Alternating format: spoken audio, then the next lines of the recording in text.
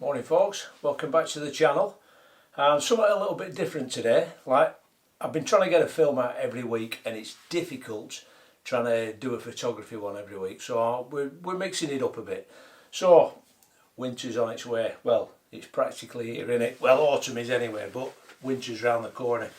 So I thought we'd do a gear look at, if you will. So we're going to have a look at all the clothing that I use, so from footwear, base layers, trousers, socks, hats, gloves, waterproofs, the lot. So I've got all the gear, it's all behind there on the settee. We're going to make a fire, get it nice and cosy, get another brew on and have a look at some winter stuff.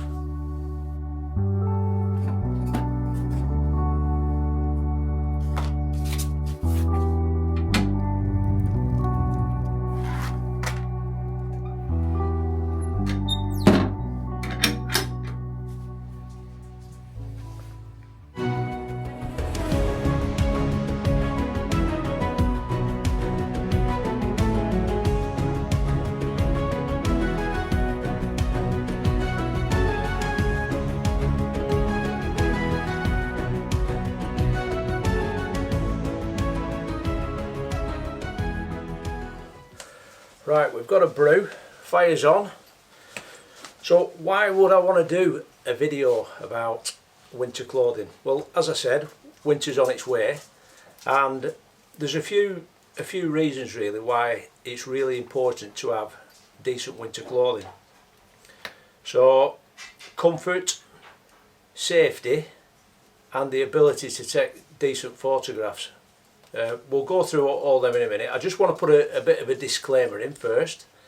All the stuff that I've got here that I'm going to show you, I bought it all myself, with the one exception of the Valorette mittens. So I can be completely impartial, and like I said, everything that I've got I have purchased myself. So we'll start off with the comfort side of it. It's no fun being cold and wet and miserable, and you want to enjoy your photography, don't you? So you want to keep dry and warm and be nice and toasty. Secondly, safety point of view. If you're up in a inclement environment, if you're up in Scotland, the lake, anywhere really, it doesn't matter where you are, but if you're cold, there's a possibility you could get hypothermia, and that's a dangerous situation to be in. So you want to keep dry and warm. Common sense stuff really.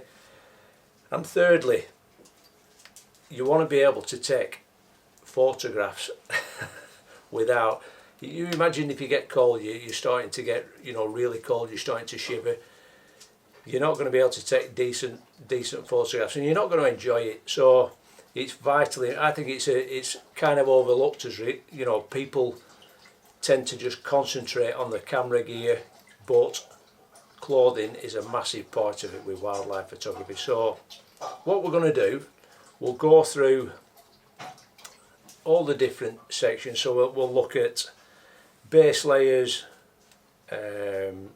layering systems, we'll look at footwear, trousers, waterproofs, insulated clothing, what else have we got? Headwear and gloves, mittens, that kind of stuff. So let's get into it.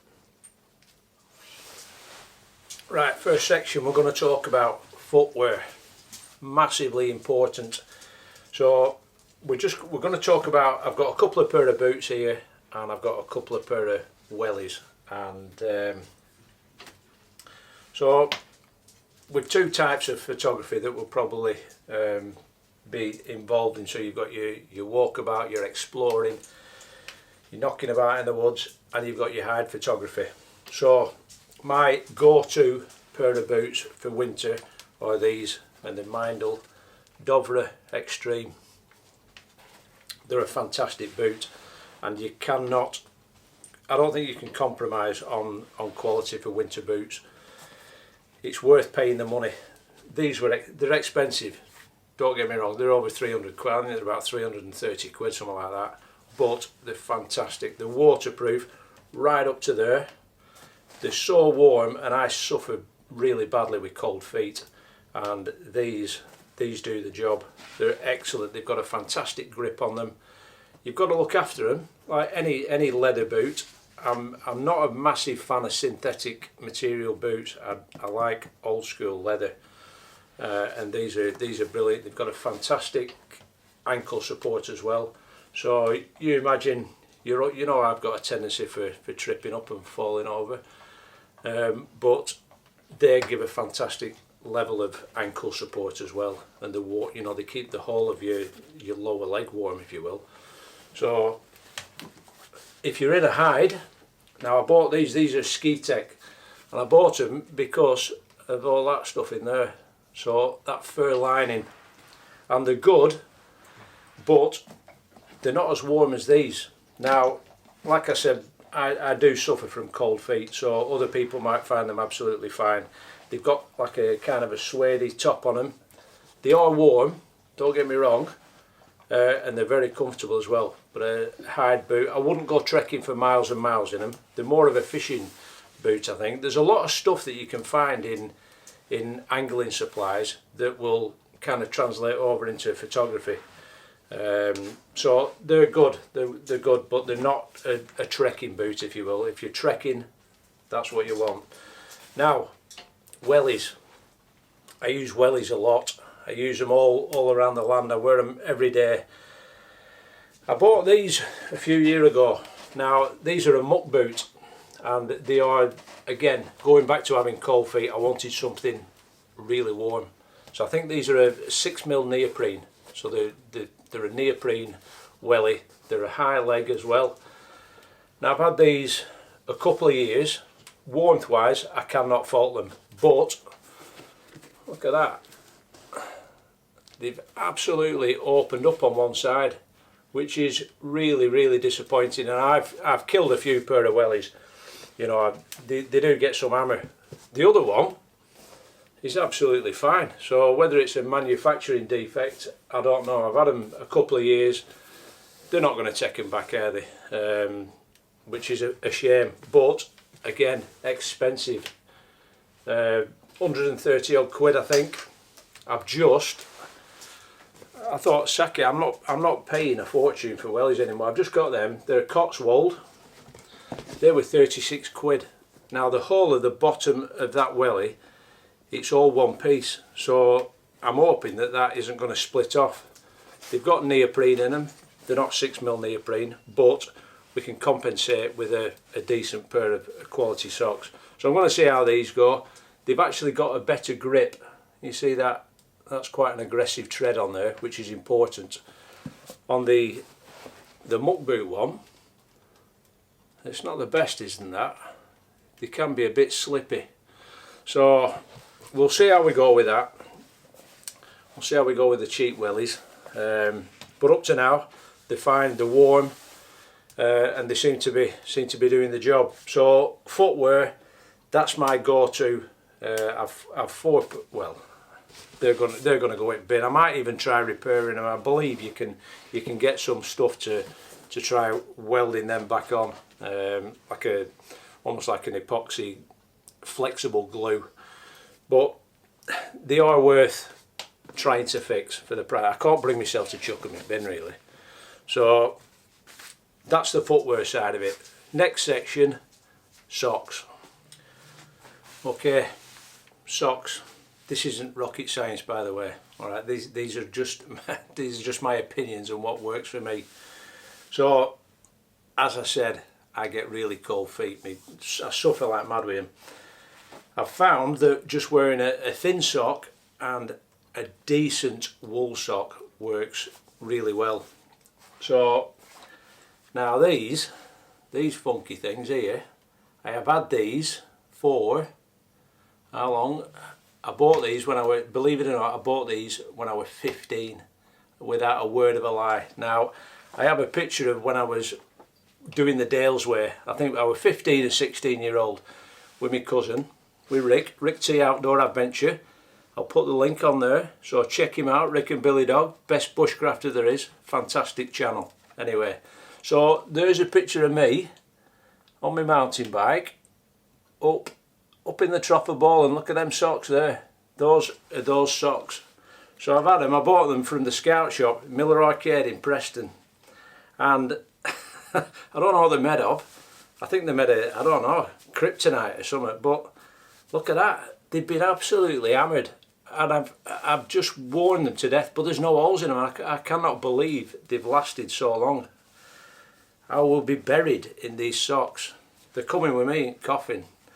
So they're a nice quality. It just shows that if you spend the money, you get quality. You get what you pay for, and that really, it rings true with clothing.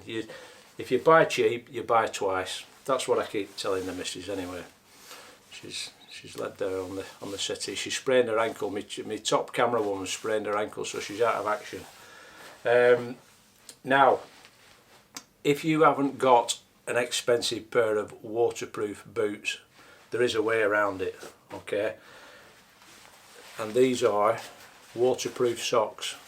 And for anybody that kind of, I don't know, doesn't believe that they're waterproof, they are 100% waterproof. They're fantastic.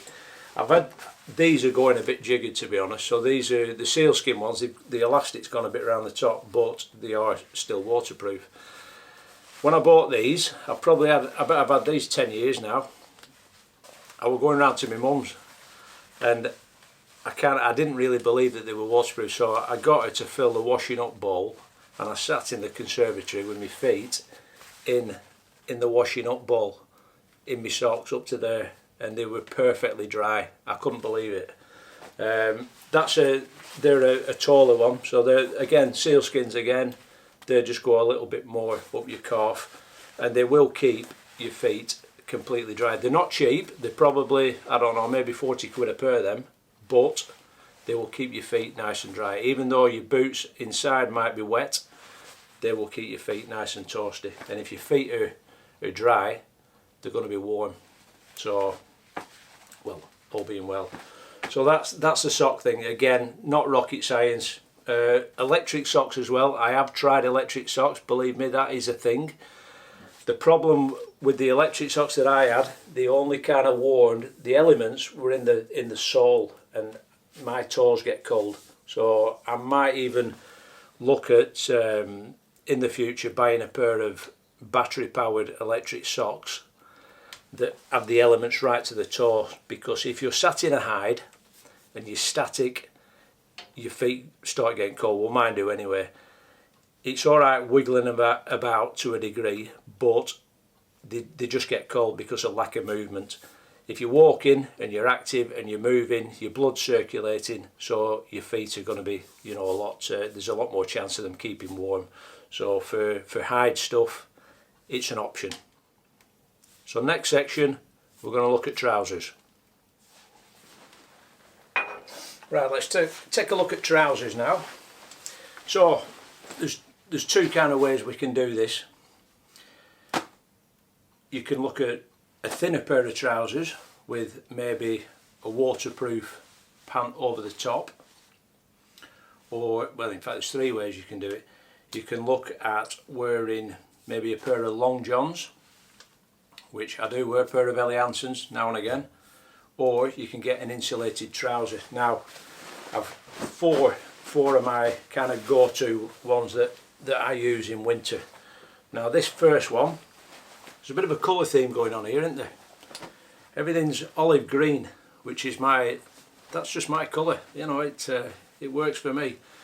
These are, I've had these a long time. They're by a company called Sherwood Forest. Again, they are lined. It's more like I don't know, like a polyester double lined. They've got like, well, you can see there, I'm flipping out, they need stitching up. They've got like a fleece inside. Need to get the needle and thread out there, but they are a warm trouser as well. Very hard wearing, really hard wearing actually. I haven't managed to put any holes in these, and they have a cuff around the bottom that you can adjust, close up if you will. Loads of pockets, and they're quite a high back on them as well. They just cover the small of your back, so they keep you warm then. They're a nice trousers then. What I'll try and do, I'll try and put a link to all this stuff in the description. Cheaper end, so these are a cotton, these are from Decathlon, but they've got a fleece lining inside them, so they're double thickness. Again, not waterproof. The other ones aren't waterproof. I haven't managed to find any trousers that are 100% waterproof. If you're kneeling down, you're putting pressure points on them, particularly the knees. Same with outer garments on your elbows as well. The water just seems to come in, no matter how waterproof they claim to be. So they're a cheap. They're maybe 20 quid them, but they're all right. They're pretty good. They're you know, they're quite tough. Not so many pockets in them. Now, Footwear. So these are. Let's have a look. Which ones are these? I can't remember what make they are, but I'll try it. I'll put it on the screen. But they're the G1000s. Now these are the winter pants. Fantastic fit, really nice articulated fit on them, but you've got to treat them with the Greenland wax, and it's a bit of a faff. It's worth doing because it adds to the durability of the fabric, but I must admit, as good as they are, and they're not cheap, they're expensive. Footwear pants are expensive. They're probably, I bet they're getting on for 150 quid a pair now. I mean, these are G1000s, and holes all over them. I've had to stitch the crotch up. The pockets aren't the best. They're not the most durable inside the pockets. But I mean, I put all sorts in them, you know, knives and screws, and it's probably my own fault, to be honest. But I just wish they'd make the pockets, the lining of the pocket, a little bit tougher. Extremely warm, really warm pair of pants. Again, they've got that like a fleece on the inside, double lined, warm as toast, but you've got to treat them if you want them to, you know, give you any form of waterproofness. These are really made for a dry Arctic environment, you know, what you find in Scandinavia. For our skanky, wet, horrible winters, they're not really made for that, the G1000 fabric. If you want, like any pair of pants, if you want them to be 100% waterproof, you've got to put a waterproof pair of pants over the top. Simple as. Now, these are fishing dungarees. So these come from ProLogic. These are ace. They are absolutely brilliant for winter photography. They are so warm. They're like a bib and brace, if you will. They actually do the matching jacket. I haven't got the jacket, I just wanted these. The camo pattern is fantastic. I love it. It's absolutely great. And they have this arrangement with it, so they don't come down. You don't have to put a belt on with them. And they keep all your back right up to your shoulder blades warm. Your front as well. They've got a zip at the front. You can close them round. They've got an elasticated cord around the waist. And they've also got pockets inside, so packed full of features. You've got pockets on the side, nice big pockets on the side of the leg. You know, you can put your gloves or your hat or whatever you want to put in there. And I just think they're excellent. Again, not 100% waterproof. If you're just walking and it showers, and yeah, they will keep you dry. But you start kneeling down, grovelling around, crawling, putting pressure points on them, it will come through eventually. But again, a really nice pair of, you know, fitted dungarees, and you can get them over your boots as well, because they've got that, it opens up at the bottom and flares out. So yeah, I like them. They're an excellent pair of trousers. Again, with those, because they're so warm, I'll probably just wear them as they are. I might, if it's really, really cold, I might just put a pair of long johns underneath, like a thin pair of Ellie Hansons. That's the trousers. Let's have a look at some layering systems. Okay, layering. Now, if you're not aware of what layering is, it's a technique walkers use, any outdoor people. It's not a wise decision to put couple of big layers on. You know, you put a massive jumper on and a massive coat, before you know it you're going to be red hot and you're going to start sweating. You get to where you're going, if it starts to get cold, you're going to get cold. So it's not a good idea at all. If you're on the move, if you walk into a location, if you're trekking, you've got a big pack on, it's a good idea to just start off with a couple of thin layers on. If you stop for a brew, stop for a break, whatever, put another layer on. When you set off, take that layer off. Just it's a process where it traps layers of air in between the garments, and it warms up, and it's not a difficult technique to understand, but you've got to be mindful of not setting off with loads and loads of clothes on. It might be cold outside. Don't set off with it with all your layers on. You know, build them up, if you will, and then take them off, you know, as the situation dictates. So I mentioned before the old long johns. Look at them Bobby Dazzlers. Ellie Hanson's, brilliant. Pretty cheap as well, not expensive. That's the matching top, zip top on them. They're made of a wicking material, so it wicks the moisture away from your skin. Excellent. This is Helly Hansen again. I mean, if I was setting off on a cold march up the hills, I'd probably just start off with this on. My arms don't tend to get cold, so I keep my hands warm, and then if I'm halfway up, I'd probably put another one of them on, and then again we can build it up. Cotton t-shirts, cheap as chips. These are Decathlon ones. I think they're about, I don't know, £8, something like that. Bit of camo there. Again, these ones are from Sainsbury's, from TU. I think they're even cheaper. Olive green, £6. They're ace. I've loads of these. They're fantastic. If you want to, again, Decathlon do a range of like real tree camo stuff. I wear these quite a lot, to be honest. I had them on the other day when I was doing the red kite thing, and you might think, well, why do you need camo base layers? If you're peeling stuff off or you're adding stuff on, you take your camo jacket on. If you've got I don't know, say an orange or whatever, a brightly coloured t-shirt, then you're exposed. You know, you might get something flying by, and straight away it's going to see you. I just like camo stuff. End of story. So you know, this one, I think this is Jack Pike. Yeah, Jack Pike. That's a very similar thing, but it's got the long arms on it as well. And again, it's a wicking material, so it takes that moisture away. Well, that covers base layers. Again, you don't have to spend a fortune on base layers. It's cheap and cheerful, but it's how you actually use them. Right, that's base layers covered. Let's have a look at jumpers and fleeces. Okay, right.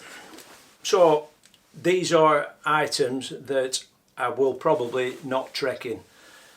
If you're walking with, I showed it on that red kite film.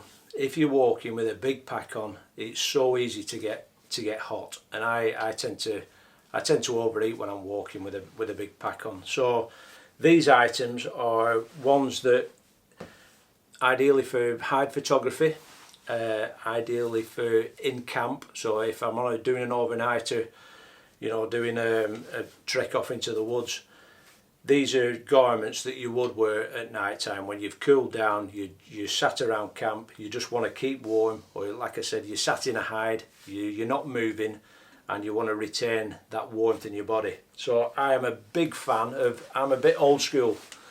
I like wool. Now we'll show you them two jumpers that I use predominantly.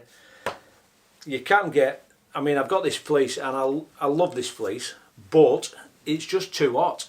I can't wear it. It's a is it Jack Pike? I think it is. Yeah, it's a Jack Pike one. Great colour. It's got a hood. But I don't know what I do not know what it's made of, but I just overeating it. It just doesn't seem to vent.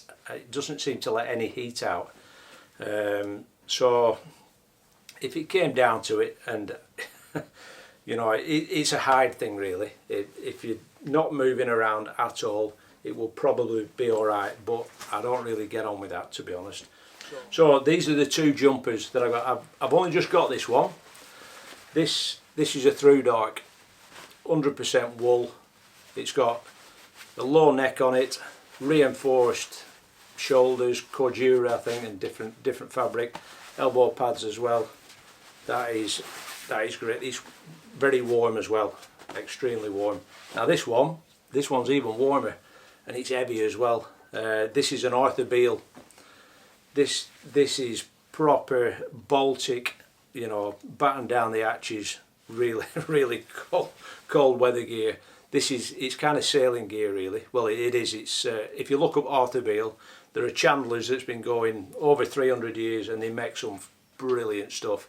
This one's got the high neck on it. Not everyone can cope with a high neck. They sometimes get a bit itchy. This one doesn't bother me. They've apparently the wool in this, they keep all the lanolin in it, so you can smell it. It's a great bit of kit is this one. Really like that. Heavy though. So you wouldn't really want to be trekking with that unless you had unless you were trekking with a sledge or something. That's a heavy one. Ideal for up in the hide, you know, once winter sets in, and hopefully we'll get some frosty mornings and some snow. That will be going on in the hide, but it's heavy is that one. That's a lot better, a lot lighter. It's probably half the weight is that one, the through dark one. But yeah, they're your big jumpers, the in camp, in hide kind of garments that you need for cold weather. Next section, we're going to look at the oud digits, keeping them warm. Right, let's talk about keeping the oud digits warm. So there is no better garment for keeping your hands warm than a pair of mittens. End of story. It's a well-known fact. Gloves don't offer as much thermal protection as a pair of mittens. It's just the fact that your fingers are together, and they're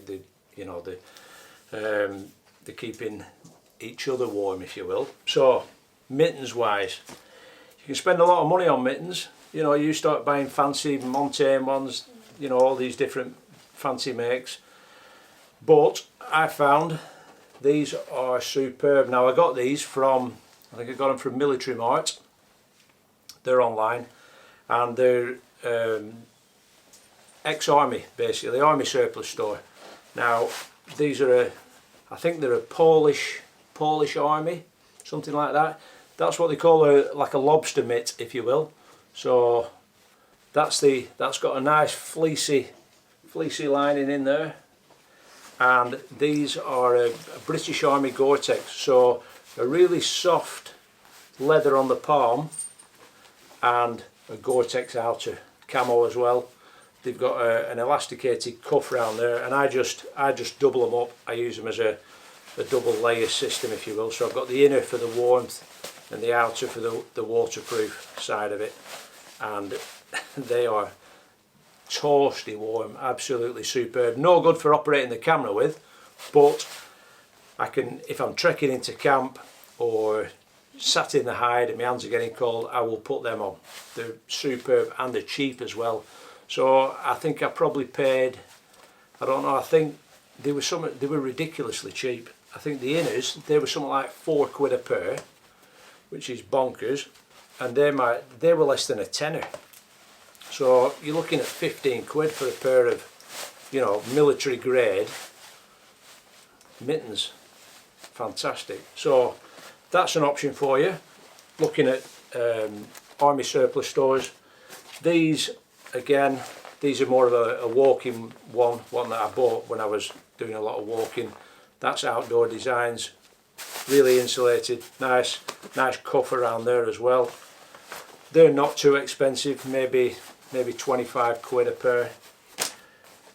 You can get speciality ones. Now these are, like I said at the beginning of the video, these are the only piece of clothing that I've been given. I did a collaboration with Valorette.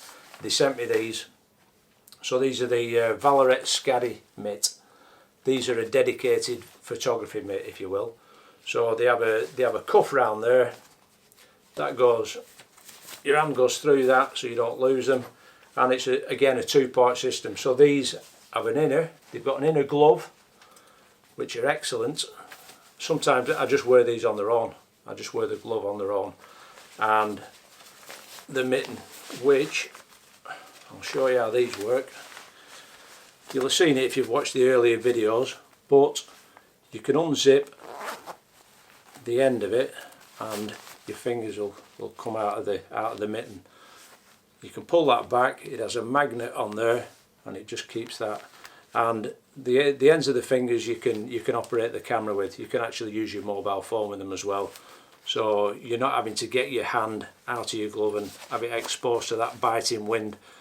They've also got a grip on the front, that design, so they're nice and tactile. You can handle your gear, so they're a nice thing. Again, not cheap, but you get what you pay for, don't you? They've a little zip on there as well.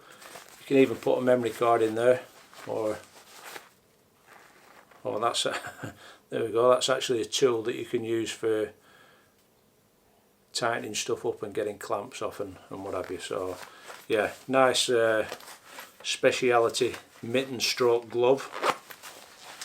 The old Lucky gloves. The old Lucky gloves still going strong. Again, I've used these very low. There we go. Again, I need to get the old needle and thread out, but very poor insulated quality, but you can combine them with another glove. So sometimes I will use these Valorec gloves. Oh, look at that, I've destroyed them as well. Need to get them stitched up, and you can just, for that extra concealment, not really adding much thermal quality, but you've got the concealment of the camel on there. So that's your gloves. Very important to keep your hands warm, because you know, if your fingers start going numb, you're not going to be able to operate the camera, so it's job over, isn't it? So that's the old digits. What we're going to have a look at now, we're going to have a look at some, well, we're going to have a look at hats and scarves and buffs. We'll lump all that into one. Right, we're getting towards the end. Thanks for, if you've made it this long, thanks very much for sticking with us.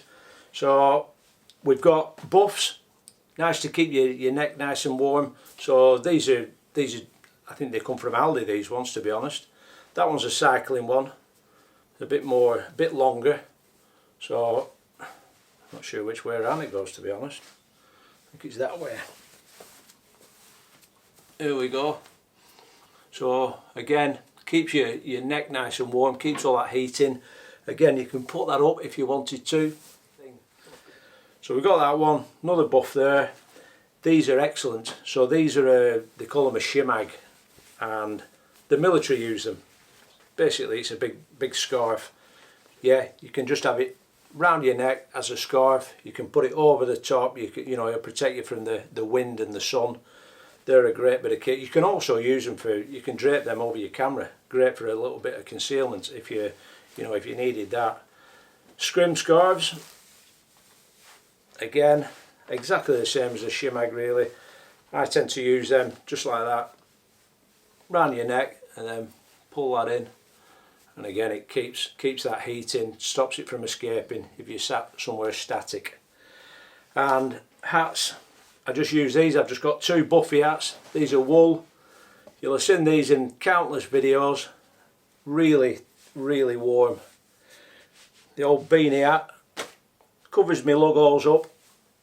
A lot of people don't like having their ears covered up because it's difficult to, you know, hear birds and that, but my logos are knackered, so it don't really matter, to be honest. I like to keep them covered up, but yeah, they're great. They're a Buffy hat. I'll put the link in the film description. Right, we're on to the last section, and again an important one. So the outer shell, the big coat, if you will, that's going to keep us nice and dry and warm. Let's have a look at them. Right, we're nearly there. We're nearly at the end. Thanks for sticking with us. So,